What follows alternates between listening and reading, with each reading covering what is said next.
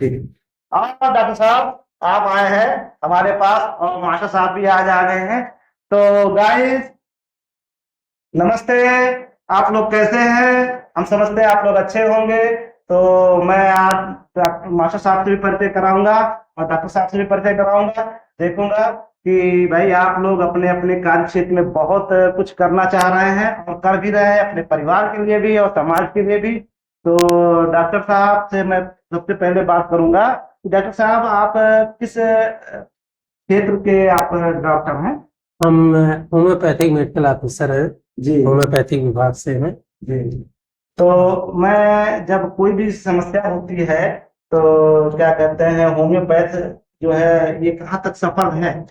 Homeopath बहुत ही सफल है।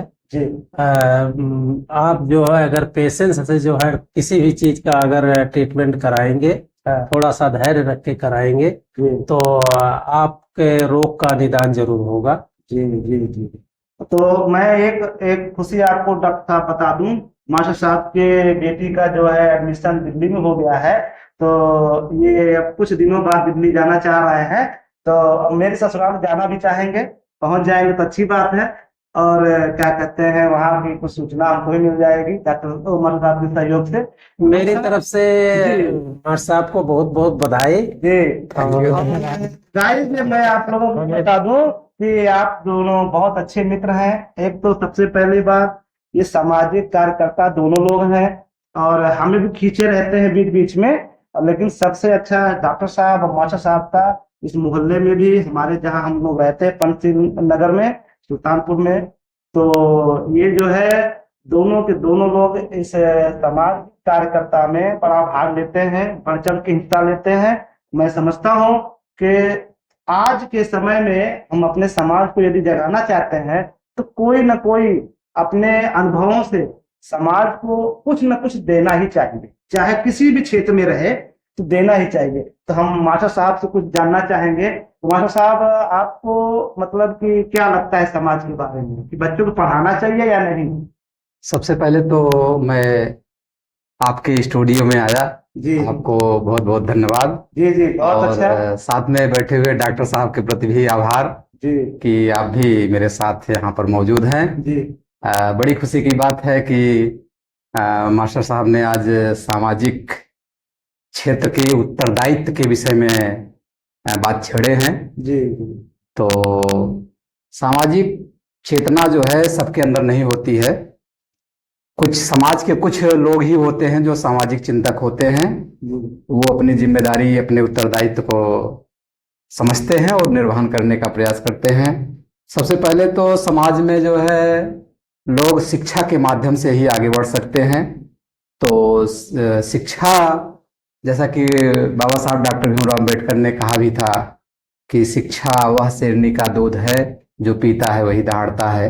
जी तो मैंने बच्चों के लिए शिक्षा व्यवस्था को अच्छी शिक्षा व्यवस्था करने के लिए या शिक्षा प्रदान करने के लिए हमेशा चिंतन करता हूँ।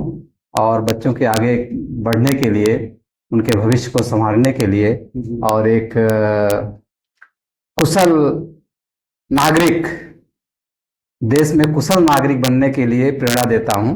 ये जरूरी नहीं है कि सबको जॉब मिल जाए, जी जी सब आईएएस हो जाएं, सब पीसीएस हो जाएं, लेकिन एक अच्छा नागरिक होना देश के लिए सौभाग्य होता है।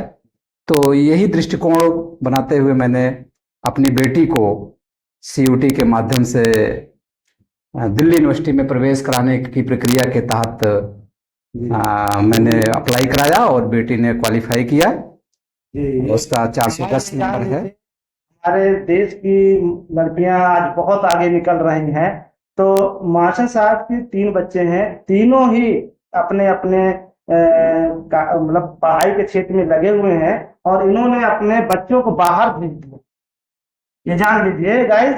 और मैं चाहता हूं कि आज हम लोग अपने बच्चों के लिए बहुत कुछ करते हैं चाहे मजदूर वर्ग का हो चाहे टीचर हो चाहे मास्टर हो या कोई और डॉक्टर हो।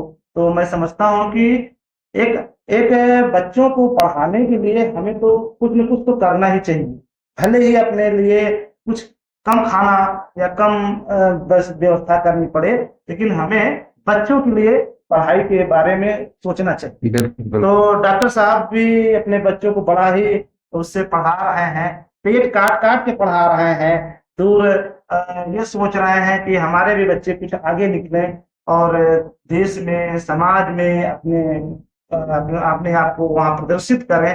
तो डॉक्टर साहब, आपने अपने बच्चों के लिए क्या सोच रखा है? बच्चों के लिए सोच रखा है, मेरा बड़ा वाला बच्चा जो है 12th में है इस बार, जी जी। और लाइब्रेरी भी ज्वाइन किया है, जी। काफी कड़ी मेहनत कर रहा है। मैंने सही बात है, और बच्चा तो अगली आपकी में आपका बड़ा तेज है। अगली बार जो है वो जो है नीट भी उसको करवाएंगे, नीट के लिए अप्लाई अच्छी करवाएंगे। बात है। छोटा वाला बच्चा मेरा 10th में है, जी अभी तो सब पढ़ाई कर रहे हैं। जी। मेरी बेटी, छोटी बेटी मेरी क्लास 6 में है। जी। तो अभी दोनों बच्चे तो लोअर क्लास में हैं फिलहाल। नहीं नहीं, तो अभी आपने बड़ा प्रयास किया है, अब आगे ही जैसे मास्टर साहब ने जी। प्राइमरी और सेकेंडरी परीक्षा या और व्यवस्था अपने ही जिले में ही दी, लेकिन उच्च शिक्षा के लिए अब उनकी क्षमता के अनुसार देखा जाएगा कि जो है किसमें जो है उनका इंटरेस्ट है, जी जी, उस क्षेत्र में उस क्षेत्र में जो है उनको प्रोत्साहन दिया जाएगा, उस क्षेत्र में उनको भेजा जाएगा। जी फिलहाल चॉइस जो है बच्चों की रही, किसमें उनका इंटरेस्ट है, किस क्षेत्र में वो जाना चाहते हैं। हाँ, तो उनका अपना जी कैपेसिटी होती है, जी क्षमता जी। होती है। तो तो डॉक्टर साहब और मास्टर साहब ये हमारे अच्छे परम मित्र हैं। और गाइस, एक बात और है कि समाज में दो ऐसे व्यक्ति होते हैं, एक डॉक्टर और एक मास्टर, ये सामाजिक कार्य करते हैं। ये कोई व्यक्तिगत कार्य नहीं करते, इनका काम ही होता है समाज की सेवा करना, छोटे बच्चों को पढ़ाना। और डॉक्टर जो होते हैं मरीजों की सेवा करना, दिन रात लगे रहते हैं। तो आप अपने अपने कार्य क्षेत्र में सफल हैं। और एक सामाजिक जो है ताना बाना आपका बहुत अच्छा है, सामाजिक पृष्ठभूमि से जुड़े हैं, एक आप मतलब एक उससे जुड़े हैं, जमीन से जुड़े हुए डॉक्टर हैं और मास्टर हैं। आप लोग जो है अपने अपने काम में मस्त हैं। और हम लोग बड़ी खुशी खुशी से डॉक्टर साहब को और मास्टर साहब को ये चाहते हैं कि आप लोगों से मैं विदा लेना चाहता हूँ। और इसी बीच में मैं डॉक्टर साहब को धन्यवाद देता हूँ और